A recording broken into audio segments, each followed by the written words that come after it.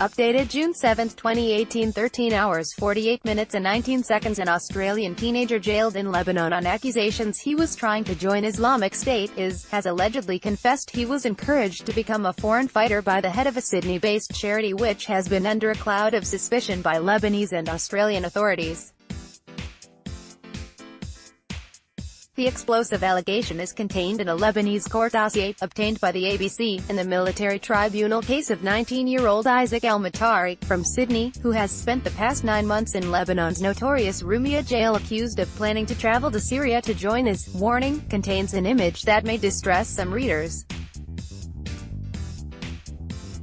Matari interrogated by Lebanese intelligence. Mr. Matari was arrested by Lebanese security forces in the northern city of Tripoli on August 31 last year, less than 2 weeks after he secretly flew to Lebanon, shocking his Sydney family.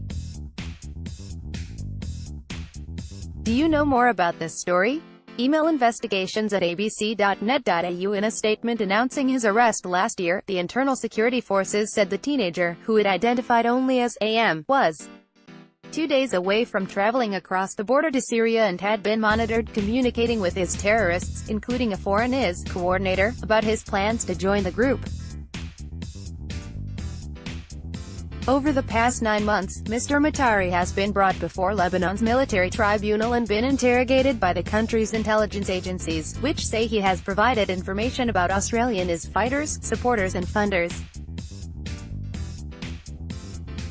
Matari released and ready for deportation. The ABC understands Lebanese authorities are now preparing to deport the teenager to Australia, where he is expected to come to the attention of Australian counter-terrorism authorities. Security sources have told the ABC Mr. Matari was released from Rumia prison on Friday into the hands of Lebanon's General Security Intelligence Agency for final interrogations in the capital Beirut before his imminent deportation to Australia. The Australian Federal Police have refused to confirm whether they are investigating Mr. Matari or planning to lay charges against him upon his return. Charity boss urged him to join IS, says Teenth. ABC has obtained a summary of Mr. Matari's interrogations prepared for the military judge who heard his case, saying the teenager had confessed he wanted to join IS because he was shocked by the bloody repression in Syria. The court dossier said Mr. Matari had told interrogators he had been encouraged to join IS in Syria by Sydney man Adnan Baradagi, who is the head of Australian charity Dar el Quran wa Sunnah.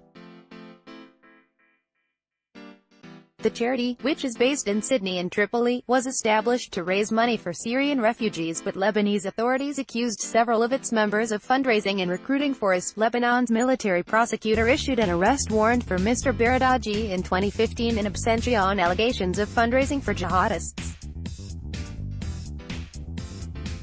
Several other members of the charity have been charged in Lebanon, including the founder of its Lebanese arm, Ibrahim Barakat, who was arrested in 2015 and described himself to Lebanese interrogators as the religious leader of IS in the country's north. Lebanese prosecutors have accused Mr. Barakat of fundraising and recruiting for IS, and of leading clashes by militants against the Lebanese army in Tripoli in 2014. Sources close to Mr. Matari have told the ABC he was involved with the charity before he left for Lebanon. According to Mr. Matari's court dossier, he told interrogators he had planned to sneak into Syria through the Lebanese border town of Arsal, which is the site of a sprawling refugee camp where Dar el Quran wa Sunnah claims to operate. The charity has released several videos of its members handing out aid in the camp.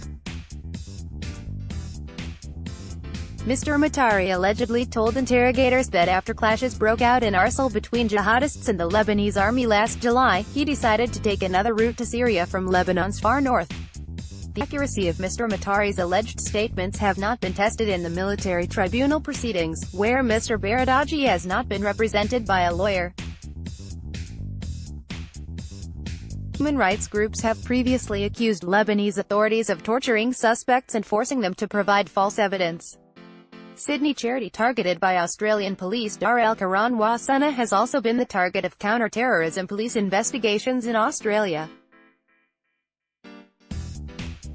In 2016, 2 of its members' homes were raided in an Australian federal police operation targeting a multi-million-dollar fraud on Australia's family daycare system, which police suspected was funding IS. Senior counter-terrorism sources have told the ABC the operation was investigating intelligence that more than $13 million in Commonwealth child care benefits and subsidies was funneled to the terrorist group. The charity's then-secretary, Ali Assad, was ultimately convicted of a fraud totaling only $5,080. Organization still registered as a charity, Dar El Quran wa Sunnah continues to operate as a charity in Australia, registered by the Australian Charities and Not-for-Profits Commission, ACNC. The charity collected nearly $1.9 million in donations from Australians in the past 2 years, according to financial statements lodged with the ACNC. The ACNC yesterday refused to answer whether it had taken any action against Dar El Quran wa Sunnah, despite telling the ABC in 2015 that the charges against Mr. Barakat in Lebanon would absolutely trigger an investigation.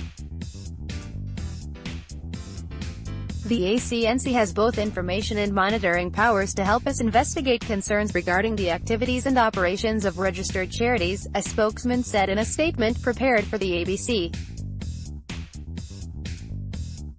Where we find evidence of misconduct or mismanagement, we take action, a spokesperson for Australia's Department of Foreign Affairs and Trade confirmed it was providing consular assistance to an Australian man detained in Lebanon, but declined to provide further comment, owing to our privacy obligations. The ABC has contacted Mr. Baradagi and Dar El Quran wa Sunnah for comment. Topics: terrorism, unrest, conflict and war, charities and community organizations, security intelligence. Sydney 2000, Australia, Lebanon, Syrian Arab Republic. First posted June 7, 2018, 4 hours 39 minutes and 14 seconds.